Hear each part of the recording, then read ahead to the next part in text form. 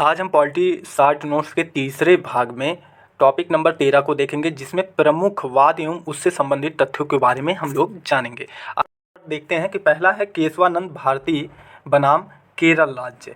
और केशवानंद भारती बनाम केरल राज्य में क्या क्या है, पहले तो ये जान लेते हैं कब हुआ था। तो 1973 में हुआ था। इसमें क्या हुआ कि संसद संविधान के मूल ढांचे में परिवर्तन नहीं कर सकता। जो संसद है वह नियम बनाकर संविधान के मूल ढांचे में परिवर्तन नहीं कर सकता। दूसरा पॉइंट है कि संविधान की आधारभूत संरचना सिद्धांत इसी के अंतर्गत आया, कि संविधान की जो आधारभूत संरचना का सिद्धांत है वो कब आया, केशवानंद भारती बनाम केरल राज्य के अंतर्गत आया। और प्रस्तावना संविधान का भाग है, यह केशवानंद भारतीवाद में ही कहा गया कि प्रस्तावना जो है वो संविधान का भाग है। उसके बाद क्या हुआ, सुप्रीम कोर्ट ने संविधान की अखंडता के संरक्षण के कार्य को स्वीकार किया।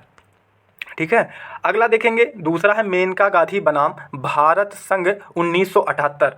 तो मेनका गांधी बनाम भारत संघ 1978 में क्या हुआ, अनुच्छेद 21 के तहत जीवन एवं व्यक्तिगत स्वतंत्रता प्रदान किया गया। ठीक है, और उसके बाद क्या हुआ कि जीवन के अधिकार अर्थ का विस्तार हुआ, मतलब जीवन का जो अधिकार शब्द है उसके अर्थ का विस्तार किया गया, किसमें, मेनका गांधी बनाम भारत संघ वाद में। तीसरा देखेंगे, मोहम्मद अहमद बनाम शाह बानो बेगम, कब हुआ था, 1985 में। ये प्रश्न बार बार पूछता है। ठीक है, और इससे संबंधित तथ्य क्या है कि तलाकशुदा मुस्लिम महिलाओं को अपने पूर्व पति से निर्वाह योग्य आय, मतलब मेंटेनेंस जो चार्ज लेती हैं, जो तलाकशुदा महिलाएं होती हैं, मुस्लिम महिलाएं, उनसे संबंधित प्रावधान किए गए थे। लेकिन क्या हुआ कि जो राजीव गांधी की सरकार थी उन्होंने इसको बाद में निरस्त कर दिया। लेकिन 2001 में डेनियल लतीफ़ी मामले में सही ठहराया गया और पुनः 2001 में इसे क्या किया गया, लागू कर दिया गया। ठीक है, इसके बाद देखेंगे, चौथा है इंदिरा साहनी बनाम भारत संघ 1992। ठीक है, इंदिरा साहनी बनाम भारत संघ कब हुआ था, ये वाद 1992 में हुआ था। क्या हुआ, ओबीसी क्रीमी लेयर को आरक्षण सूची से बाहर रखा गया। जो ओबीसी वर्ग के लोग हैं और उनमें जो क्रीमी लेयर के अंतर्गत आते हैं उनको आरक्षण सूची से बाहर रखा गया, और एससी एसटी को क्रीमी लेयर सूची से बाहर रखा गया। जो एससी एसटी वर्ग के लोग हैं उनको क्रीमी लेयर सूची से बाहर रखा गया, और आरक्षण का कोटा जो है वो निर्धारित कर दिया गया कि जो आरक्षण का कोटा हो वो 50% तक ही रहेगा, इससे अधिक नहीं हो सकता। ठीक है, अगला देखेंगे, पांचवा है विशाखा बनाम राजस्थान राज्य 1997। विशाखा बनाम राजस्थान राज्य 1997 में क्या हुआ कि यौन उत्पीड़न को परिभाषित कर दिया गया कि भैया यौन उत्पीड़न क्या है। ठीक है, और किसे यौन उत्पीड़न माना जाएगा उसको परिभाषित किया गया। और फिर क्या हुआ कि 2010 नवंबर 2010 में कार्यस्थल पर यौन उत्पीड़न के विरुद्ध महिला सुरक्षा विधेयक, ठीक है, मतलब नियम बना कि नवंबर 2010 में कार्यस्थल पर यौन उत्पीड़न के विरुद्ध नियम कानून और उसके संदर्भ में महिला सुरक्षा विधेयक को लाया गया।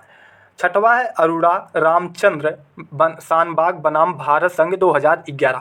और इसमें क्या हुआ था कि असाध्य रोग से पीड़ित व्यक्ति को इच्छा मृत्यु, ठीक है, मतलब यदि कोई व्यक्ति असाध्य रोग से पीड़ित है तो उसे इच्छा मृत्यु मतलब दिया जा सकता है। और ये किसके अंतर्गत था, अरोड़ा रामचंद्र शानबाग बनाम भारत संघ 2011 मामले में ये आया था। और इसी के अंतर्गत 2018 में क्या हुआ, सुप्रीम कोर्ट ने पैसिव यूथेनिया एवं लिविंग बिल को मान्यता दे दी। ठीक है, सातवां है लिली थॉमस बनाम भारत संघ 2013। इसमें क्या हुआ, जो सांसद विधायक होते थे यदि वे दोषी होते हैं और 2 वर्ष की सजा पाते हैं, ठीक है, 2 वर्ष की सजा पाते हैं, तो उनकी सदन की जो सदस्यता है वो समाप्त कर दी जाएगी और जेल अवधि के 6 माह तक चुनाव से वंचित रखे जाएंगे। ठीक है, तो आप देखे होंगे कि अभी पूर्व के समय में मतलब ऐसे सांसद विधायक जो थे जिन्हें 2 वर्षों की सज़ा हुई तो वो 6 माह तक चुनाव नहीं लड़ सकते थे।